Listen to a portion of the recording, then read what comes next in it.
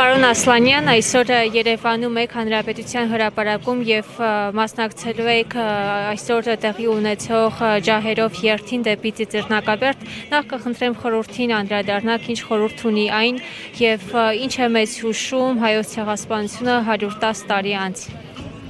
Ես առաջին անգամ չի իհարկե որ մասնակցում եմ ջահերով երթին, ես Վանաձորում գրեթե ամեն տարի ջահերով երթին մասնակցել եմ, միշտ առաջին շարքերում եմ եղել, բարև ձեզ։ Իսկ խորհրդի մասին, գիտեք, մեր ժողովրդի հետ տեղի ունեցածը դարասկզբի, անցյալ դարի սկզբին, նախ պատմագրության մեջ մտած է որպես դարի առաջին ցեղասպանություն եւ այդ սիմվոլիկայի կրողները մենք ենք այդ հայ ժողովուրդը, իսկ խորհուրդը կարծեմ պարզ է եւ նա մի խորհուրդ չի պարունակում, նախ հենց սիմվոլիզմը դրա,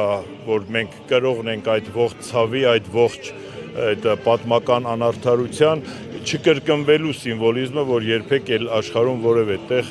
եղեռնի ու ցեղասպանության գործողություններ չլինեն եւ ի թիվս ավելի պատմագիտական երևույթների, սա նաև մեր ազգի միասնության սիմվոլիկաներ, կարծեմ մեր ազգը, մեր ժողովուրդը վերջի 100-ամյակում գոնե երկու ինչ-որ գաղափարի շուրջ է, որ համընդհանուր մոտեցում է, աներկբա մոտեցում է ունեցել, մեկը արցախյան հաղթանակներն էր, եռատոններ, մյուսը կներեք ոչ տոներ, բայց ամեն դեպքում իր մեծ սիմվոլիկա պարունակող ցեղասպանության ոգեկոչման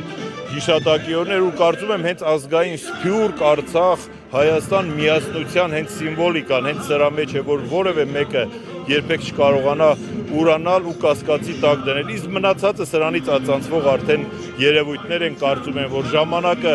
ամեն ինչ կդնի իր տեղը։ Պարոն Ասլանյան, առանձնացրեցիք հայ ազգի համար 3 խորհրդանշական սիմվոլներ՝ Սփյուռքը, Արցախը եւ հայոց ցեղասպանությունը, հա։ Սփյուռք, Արցախ եւ Հայաստան, այդ ամենքի միասնության ու չքննարկվող միակ թեման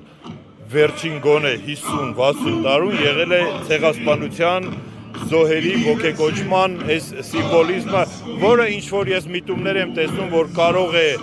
ինչ-որ կասկածի տակ գնել, դրա համար եմ ասում, սա մեր վերջին միասնականության աղբյուրն է։